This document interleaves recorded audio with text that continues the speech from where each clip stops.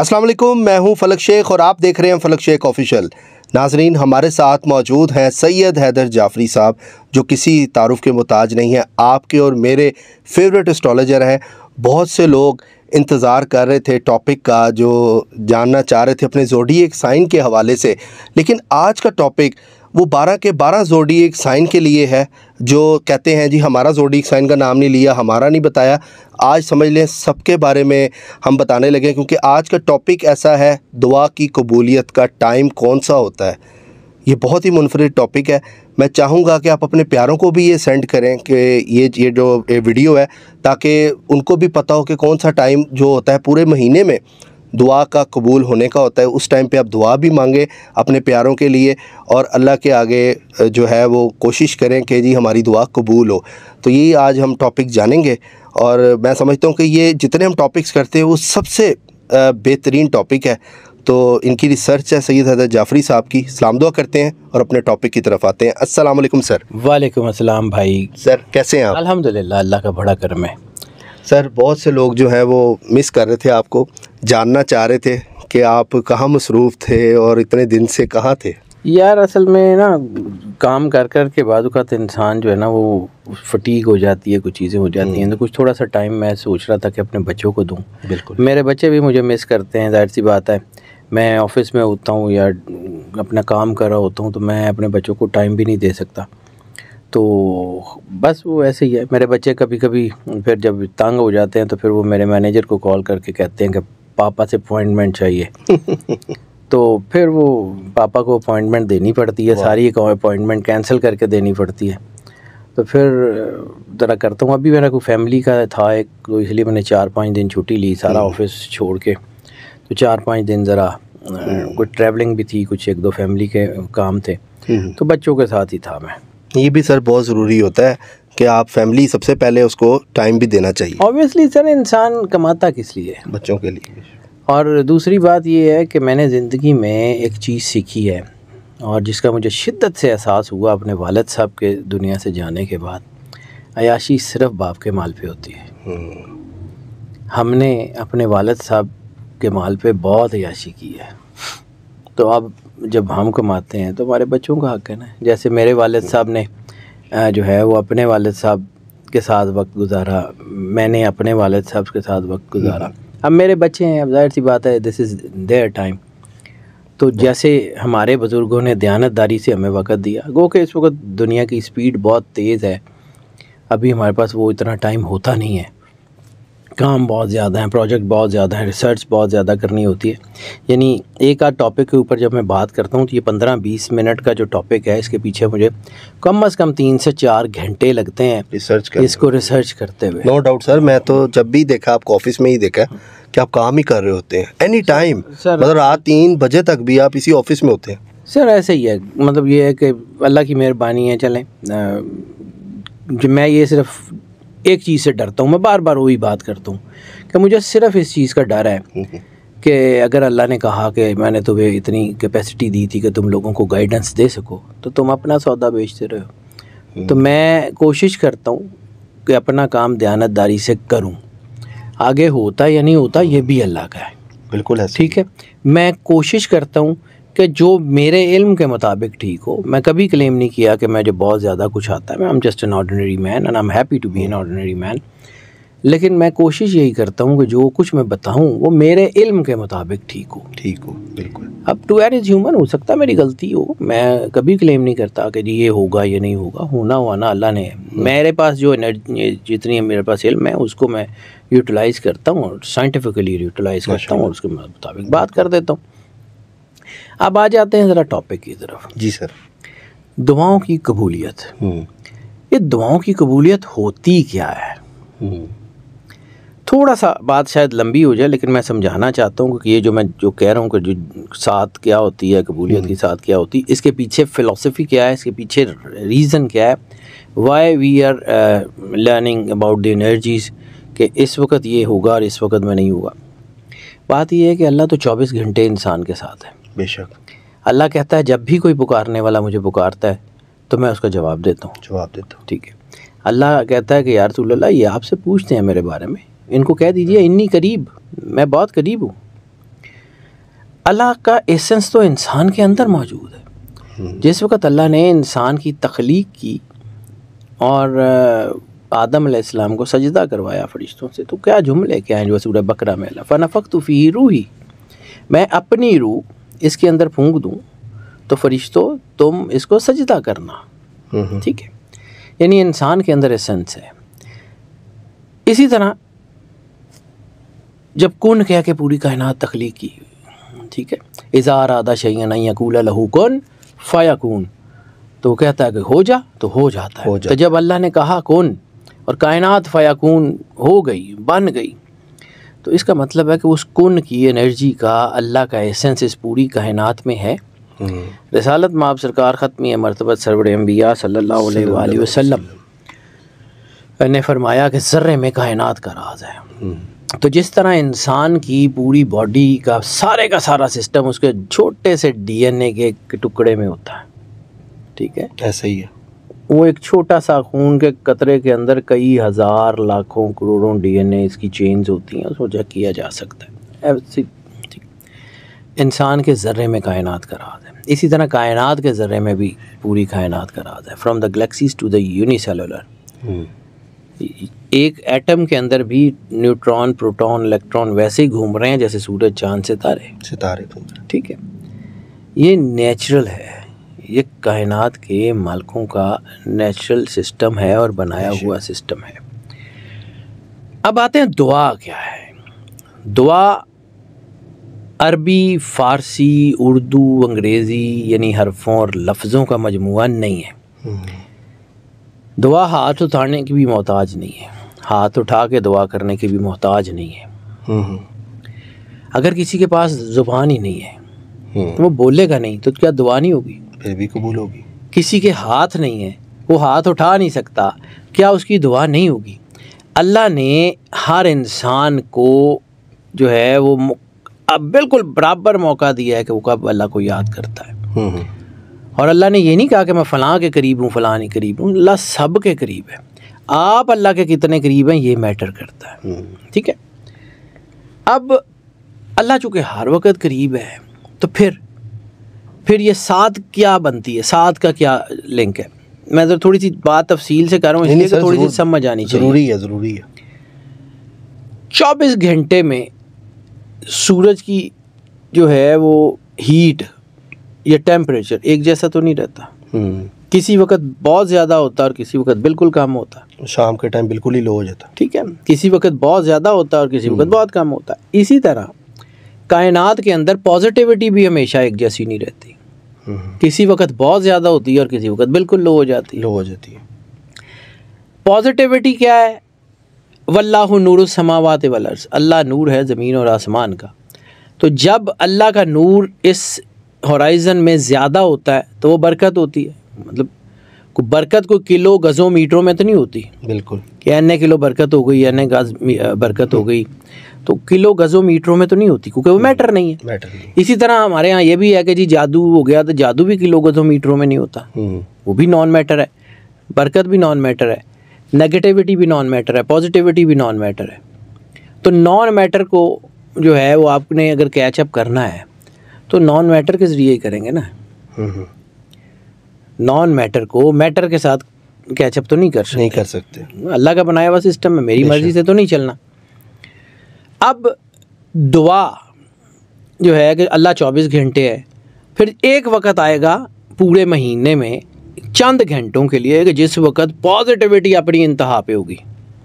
वो पॉजिटिविटी आपके पास अपनी इंतहा पे है, आप उस वक्त को यूटिलाइज करते हैं।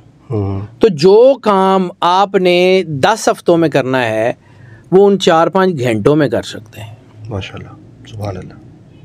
जितना अल्लाह के करीब आप रूटीन की इबादत के साथ एक महीने में हो सकते हैं, उतना ही अल्लाह के करीब आप उन 3-4 घंटों में अगर अपने आप को डेडिकेटेडली अल्लाह के साथ कनेक्ट कर लें तो आप कर सकते हैं। जितनी दुआएं आपकी पूरे महीने में कबूल होनी है उतनी आप ही नहीं 3-4-5 घंटे, ये साथ होती है 2-2.5 घंटे से की भी हो सकती है, 6, 6.5, 7 घंटे की भी हो सकती है। ज़्यादा से ज़्यादा ये होती है 6.5 घंटे, 7 घंटे तो बहुत रेयर होता है, लेकिन 6-6.5 घंटे की होती है। अमूमन 2 घंटे की कम से कम होती है, और ज़्यादा से ज़्यादा ये 6-7 घंटे तक जाती है। अब ये जो 7 आ रही है नवंबर 2023 में पॉजिटिविटी की, अगर इसको यूटिलाइज़ कर लें तो ये इंतहाई फ़ायदेमंद रहेगी आपकी ज़िंदगी में, आपकी बीमारियों में, आपके रिलेशंस में, आपके फाइनेंसेस में, आपकी पर्सनैलिटी अपब्रिंगिंग में, आपकी प्रैक्टिकलिटी में।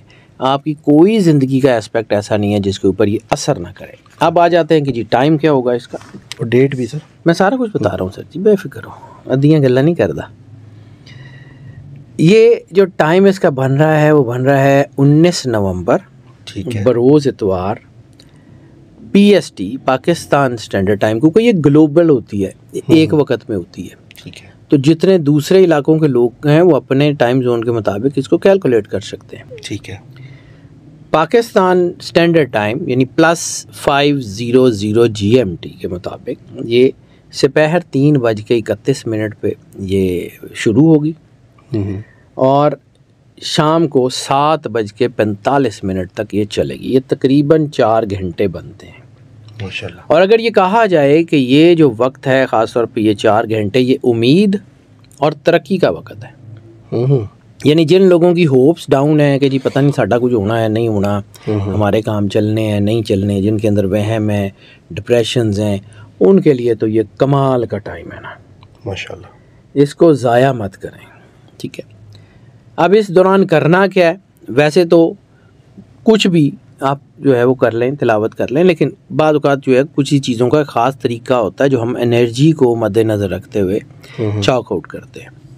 कुरान पाक अल-हम्द से लेके वन-नास तक मुकम्मल हिदायत की किताब है। कुरान पाक अल-हम्द से लेके वन-नास तक मुकम्मल नूर है। ठीक है, लेकिन बाद औक़ात कुरान पाक की कुछ एनर्जीज़ की किसी वक्त ज़रूरत ज़्यादा होती है और किसी वक्त कुछ ज़रूरत कम होती है। हमारे यहाँ ये भी रिवायत ये भी चल गया हुआ कि कुरान पाक को हमने विरदों और वजीफ़ों और चिल्लों की किताब बना ली है। कुरान पाक उसकी किताब नहीं है, कुरान पाक हिदायत की किताब है। कुरान पाक बेसिकली इंसान का यूज़र मैनुअल है। आप कोई भी चीज़ लें, कोई लाइट लें, कोई चीज़ लें, उसके साथ एक यूज़र मैनुअल आता है कि जी ये इसके बेस्ट यूजेस हैं, ये इस तरह बेस्ट काम करेगा, इसको ये करना है, इसके ये करना है, इसके ये करना है। ठीक है, उसके डूज एंड डोंट्स एंड सारा कुछ होते हैं। इसी तरह कुरान पाक में इंसान जो अल्लाह ने ऐसा तकवीम पे बनाया है, उसके सारे डूज एंड डोंट्स, उसकी बेस्ट क्वालिटीज़, उसकी worst qualities, each and everything उसमें नोट डाउन है। वो हिदायत लेने की किताब है, आपने अपने आप को पढ़ना। तभी रसूल अल्लाह ने कहा था मन अरफ़ नफ़्सहु फ़क़द अरफ़ रब्बहु, जिसने खुद को पहचाना उसने अल्लाह को पहचाना। खुद की पहचान क्या होगी?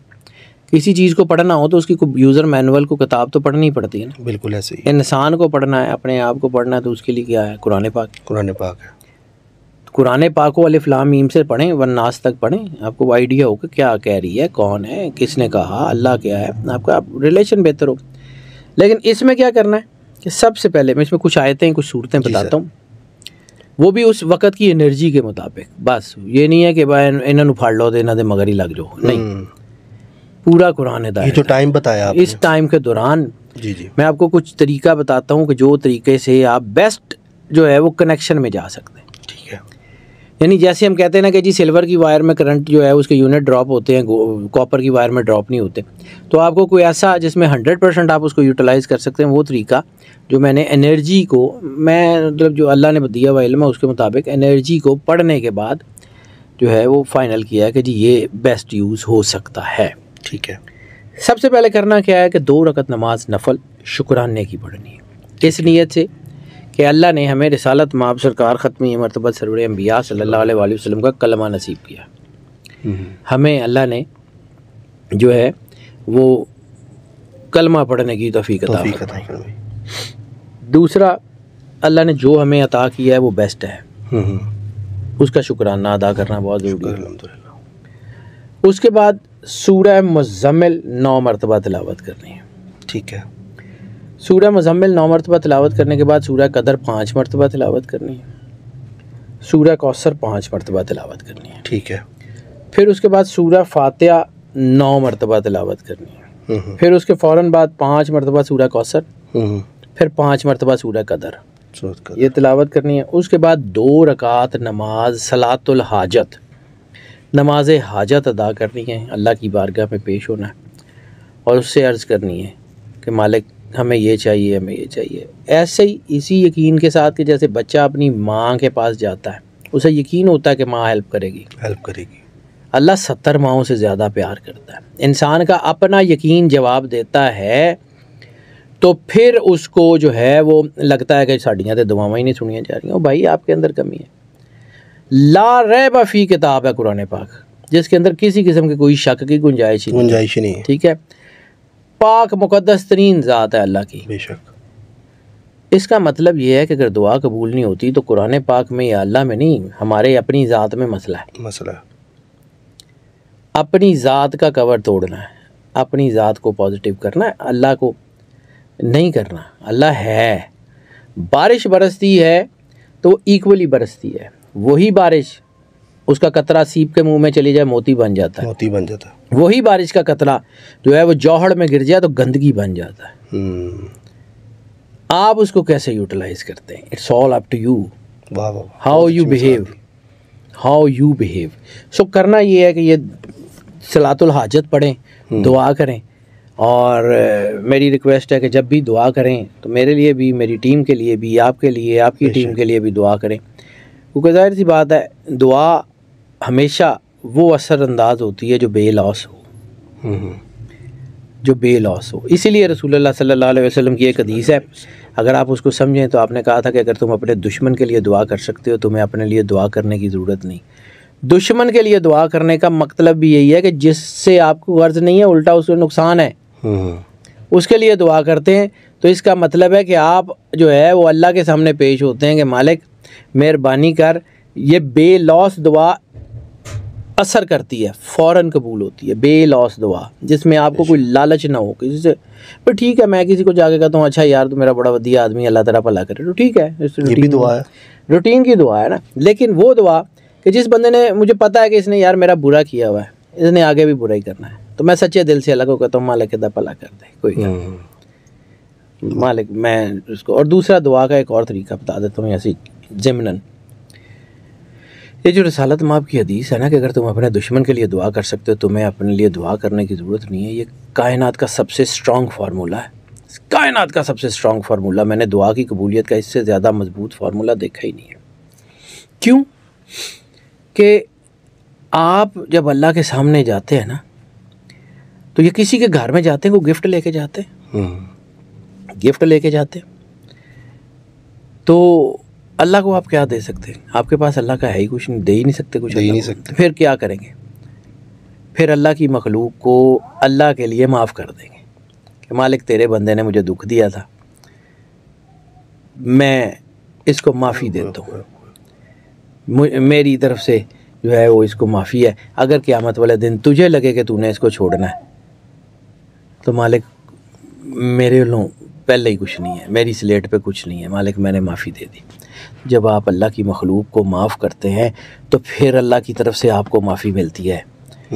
अल्लाह 1 रुपया किसी का नहीं रखता, 1 रुपया नहीं रखता। 1 रुपया देंगे 10 करके वापस करेगा, 70 आखिरत में भी देगा। बेशक। तो ये कैसे हो सकता है कि आपने अल्लाह के लिए उसकी मखलूक को समझ के, उसकी जिसने आपके साथ जुल्म किया हुआ उसको माफ़ किया, तो इसका मतलब है कि अल्लाह ने आपको माफ़ कर दिया, आपको किसी ज़रूरत नहीं है किसी चीज़ की। इस्तग़फ़ार ये है कि अल्लाह की मखलूक को माफ़ कर दें, आपको माफ़ी मिल जाएगी। प्रैक्टिकली करने की ज़रूरत है, करके दिखाने की ज़रूरत है, वरना ये कुछ चीज़ें होती हैं कि जो इंसान माफ़ कर ही नहीं पाता। अगर माफ़ कर दिया तो ताल्लुकात में तो बेहतरी आ गई फिर, जो कि जिससे ताल्लुक नहीं भी रखना। मैं आपको बात कर रहा हूँ, आप एक्सट्रीम पे जाएं। माफ़ करना और है, मिलना मिलाना और है। ठीक है, सांप है, ठीक है, एक बिल के अंदर है, आप डंडे मारी जा रहे ठीक है, हट जाएं, उसको उसके हाल पे छोड़ दें। जब आपके रास्ते में आएगा आप रास्ता छोड़ दें, सप नूं जाके झूमियां तो नहीं ना लैनियां, डंग मार दे। ठीक है, देखिए मैं कोई आपके साथ वो एक्स्ट्रा बात नहीं करूँ, मैं दुनिया की बात कर रहा हूँ। किसी ने आपको दुख दिया, तकलीफ़ दी, परेशानी दी, आपने कहा अच्छा यार अल्लाह तेरा भला करे, रास्ता बदल लिया, ना ही मिलते ना सही, लेकिन कम से कम उसके ख़िलाफ़ हर वक्त कुड़ते तो नहीं रहेंगे, आपका खून तो नहीं जलता रहेगा। इसका आपको भी फ़ायदा है, आपके अंदर जो है वो जो सारा वक्त इन्हें इंज कीता थी, इन्हें इंज कीता थी, वो जो आप कुड़ते रहेंगे, उससे बेहतर ये नहीं है कि आप अपने काम की तरफ तवज्जो दें, उससे हट जाएं, उससे हट जाएं। ये मैं दुनियावी पहलू बता रहा हूँ, और जो रूहानी पहलू है वो मैंने पहले बताया। तो दोनों हैं, जैसे एक पर से परिंदा नहीं ना उड़ सकता, इसी तरह जो है वो रूहानियत और दुनिया को रखे बगैर दोनों नहीं चल सकते। अगर ये रहबानियत ही होती, इस्लाम में दुनिया छोड़ के जाना होता, तो रिसालत माब बताते। रिसालत माब ने भी तिजारत की है, रिसालत माब ने भी दुनिया में काम किया है, कर क्या दिखाया है। ये कहा था कि जो है रसूलुल्लाह के जो ज़ात है उसमें उसवा हसना है। रिसालत माब को करते हुए देखे ना। बेशक। नमाज का कहाँ हुक्म, यही हुक्म था ना कि जैसे मुझे पढ़ते हुए देखते हो वैसे अदा करो। तो रिसालत माब ने पढ़ के दिखाई ना, ज़ुबानी तो नहीं बताया। इस्लाम थ्योरी नहीं है, ला इलाहा इल्लल्लाह मोहम्मद रसूलुल्लाह थ्योरी नहीं है, प्रैक्टिकल है। कर क्या दिखाना पड़ता है। एक ऐसी ज़िमनन और याद आ गया, ये छेड़ देते हैं आप तो ऐसी बात। एक साहबी गए रिसालत माब सरकार ख़त्मी मरतबत सरवर अंबिया सल्लल्लाहु अलैहि वसल्लम के पास, कहा या रसूलल्लाह मुझे आपने फ़लाँ इलाके में तबलीग के लिए भेजा है, मैं वहाँ जा रहा हूँ, मुझे नसीहत फरमाइए कि तबलीग का बेहतरीन तरीका क्या है। तो ये जुमला कायनात का सबसे बड़ा असूल है जो रसूलुल्लाह ने फरमाया, कोशिश करना तुम्हें तबलीग के लिए ज़ुबान का इस्तेमाल ना करना पड़े। फिर बता रहा हूँ, कोशिश करना कि तुम्हें तबलीग दीन के लिए ज़ुबान का इस्तेमाल ना करना पड़े। तुम्हारे किरदार से पता लगे कि तुम मुसलमान हो। वाह वाह वाह, क्या बात। तुम्हारे किरदार से पता लगे तुम कौन हो, तुम किस दीन के फॉलोअर हो। ये तबलीग का तरीका रसूल अल्लाह ने बताया है। रिसालत माब सरकार ख़त्मी मरतबत सरवर अंबिया सल्लल्लाहु अलैहि वसल्लम, ये दीन इस्लाम प्रैक्टिकलिटी का नाम है। ये कोई वो नहीं है कि जी भाई 4 पढ़ लो, इंज पढ़ लो, नहीं है, थ्योरी नहीं है, प्रैक्टिकल है। कर क्या दिखाना पड़ता है, ज़बरदस्ती नहीं है, यानी कि इसके अंदर कर क्या दिखाना पड़ता है ना। आप जो है ना वो कि जी नमाज किताब में लिखी हुई आपने पढ़ ली तो हो जाएगी। एक किताब में नमाज का तरीका लिखा हुआ है, आपने पढ़ लिया, नमाज हो जाएगी? नहीं होगी ना, पढ़नी पड़ेगी ना, जिस तरीके से लिखा हुआ है वैसे करना पड़ेगा। ठीक है। फिर ये हमारे पास अक्सर, मेरे पास तो अक्सर ये आ जाते हैं कि जी वो हम ये पढ़ते हैं, ये पढ़ते हैं, ये पढ़ते हैं, फिर नहीं काम होता। तो मैं फिर उनको समझाता हूँ कि भाई आपको शदीद प्यास लगी हुई है, गिलास में पानी है, ठीक है, आपने जेब से तस्बीह निकाली और पढ़नी शुरू कर दी, XYZ कुछ भी पढ़ा, 10 लाख दफ़ा पढ़ लिया, प्यास बुझेगी? नहीं। पानी पीना पड़ेगा, ठीक है, पानी पीने से ही बुझेगी ना। तो अल्लाह अपने नेचर का लॉ कैसे बदलेगा? तुसी पढ़ाइयाँ करते रहो, हम लोग यही तो मैं उस दिन ये जो मैंने फ़लस्तीन का किया, ये बड़े दुखे दिल से किया है कि जी हम फ़लस्तीन के लिए ये पढ़ना शुरू कर रहे हैं, ये पढ़ना शुरू कर रहे हैं। भाई नहीं आने अबाबील, लड़ना पड़ेगा। अबाबील उस वक़्त आते हैं जब मक्के का सरदार अब्दुल मुत्तलिब अलैहिस्सलाम जैसा हो। भाई जब करामतियों ने खाने काबे पे हमला किया था उस वक़्त अबाबील क्यों नहीं आए? हजर अस्वद चोरी हो गया, बहरीन का बादशाह ले गया, उस वक़्त अबाबील क्यों नहीं आए? वो भी तो काबे पे हमला था। जब यजीद के दौर में खाने काबे पे संग बारी हुई, खाने काबे को आग लगी, खाने काबे की छत गिरी, उस वक़्त अबाबील क्यों नहीं आए? किरदार करैक्टर इज इस्लाम। आपके किरदार में इस्लाम हो, आपको मदद आती है। बदर की जंग में किरदार था, मदद आई थी, होती है, आज भी होती है। अल्लामा साहब ने कहा था कि आज भी होकर इब्राहीम सा ईमा पैदा, आग कर सकती है अंदाज़े गुलिस्तां पैदा। आज भी वही हो सकता है। कोई करना लाते हुए, करने वाला है, बहुत बड़ी बात है सर। करना लाते हुए कुछ तो करो। इसलिए ये जो साथ की मैं बात करता हूँ भाई, ये इसलिए करता हूँ कि कोई ना कोई किसी ना किसी की तो कबूल होगी। बिल्कुल। तो जो किसी ना किसी की एक की कबूल हो गई तो बाकी तो उनका इम्पैक्ट आ ही जाएगा ना। बिल्कुल ऐसा ही है। बल्कि बहुत ही ज़बरदस्त टॉपिक आज हमने डिस्कस किया है। और नाजरीन मैं चाहूँगा कि आप ये अगर जो जैसे सैयद हैदर जाफ़री साहब ने बताया है इसी तरह आप डिटेल में कॉपी पेंसिल में ये चीज़ें नोट करें, प्रीवियस जाएँ, वीडियो नहीं समझ आई दोबारा नोट करें और करके हमें ज़रूर कमेंट सेक्शन में बताएं कि जी आपने ये दुआ के टाइम पे दुआ मांगी है और हमें फ़ीडबैक ज़रूर आपने देना है, बताना है। और मैं रिक्वेस्ट करूँगा कि सैयद हैदर जाफ़री साहब भी वो कमेंट्स रीड करें। नहीं, मैं करता हूँ जी, अक्सर पढ़ता हूँ, लेकिन ऐसी बात है भाई, टाइम नहीं होता। बिल्कुल ऐसे ही मैं आपसे वो कह दूँगा जी, मेरे पास इतना, मैंने अगर बातें करनी हो ना तो मेरे लिए बहुत टाइम है, लेकिन जब मैंने काम करना है ना, तो मैंने अपने जो क्लाइंट्स हैं उनका दायचा भी देखना है, मैंने और अपने चैनल का काम भी करना है, रिसर्च का भी करना है। कुछ जाहिर सी बात है मेरा को थोड़ा बहुत टाइम बच्चों के साथ भी मैंने गुजारना ही है, लेकिन मैं अल्लाह आपको सलामत रखे सर। मैं बाद औक़ात उसको नहीं मैनेज कर सकता, तो इसलिए नहीं भी करता। लेकिन बात सिर्फ यही है कि दुआ अपने लिए नहीं करनी, दुआ लोगों के लिए करनी है, और ख़ास तौर पे उन लोगों के लिए करनी है जो दुनिया से चले गए हैं और उनके लिए कोई दुआ करने वाला नहीं है। उन सब के लिए आप सब ने दुआ करनी है, आज से अहद कर लें। और मैं आपको कहूँगा डिस्क्रिप्शन में सैयद हैदर जाफ़री ऑफिशियल के नाम से चैनल का लिंक भी दिया हुआ है, वो जाफ़री साहब का अपना चैनल है, वहाँ पे भी जाएं, सब्सक्राइब करें और अच्छे से अच्छे मुनफरिद टॉपिक जो ये अपनी रिसर्च बेस पे देते हैं आप लोगों का, जो चाहते हैं जी जाफ़री साहब को बार बार देखना भी। और इनका अपना यूट्यूब चैनल किसी से कम नहीं है, बहुत ज़बरदस्त उस पर नॉलेज होती है। ये कहते हैं वो मैं कल्ला ही काफ़ी हाँ, तो ये माशाल्लाह वो कल्ला एक ही है जिन्होंने जचदा कल्ले होना, आम से लोग हैं वही ठीक है। अल्लाह ताला आपको सलामत रखे। बहुत से लोगों की आज मैं समझता हूँ कि मदद हुई है, और ये बहुत ज़रूरी होता है। इंसान सोच रहा होता है कि कबूलियत का टाइम कब होता है। मेरे नज़र में ये बहुत बड़ा टॉपिक है, और जिस तरह बताया गया नाज़रीन उस तरह नोट करके ज़रूर करिएगा और फीडबैक ज़रूर दें। और अगर आपका काम होता है तब भी बताएं। ये 12 के 12 ज़ोडिएक साइन के लिए आज तोहफ़ा है हमारी तरफ से, तमाम इंसानों के लिए, इंसानों के लिए। वाह, बहुत बड़ी बात है, तमाम इंसानों के लिए। बिल्कुल ऐसा ही है। अल्लाह रब्बुल आलमीन है, वो रब्बुल मुस्लिमीन नहीं है। ये तो एहसास की बात है। बेशक ऐसे ही। रसूल अल्लाह सरकार खत्मी मरतबा सरवर अंबिया रहमत लिल आलमीन है, वो तमाम जहानों के लिए का रब है, और ये तमाम जहानों के लिए रहमत है। बेशक। तो इसमें तो इसमें डिस्क्रिमिनेशन है ही नहीं। बिल्कुल ऐसा ही है। बाकी नाज़रीन जो करता है अल्लाह करता है, अल्लाह जो करता है वो बिल्कुल ठीक करता है। इसी के साथ अपने मेज़बान फलक शेख और सैयद हैदर जाफ़री साहब को दें इजाज़त। मिलते हैं आपसे अगली वीडियो में एक नई कैलकुलेशन के साथ। अपना ख्याल रखिएगा। अल्लाह हाफ़िज़।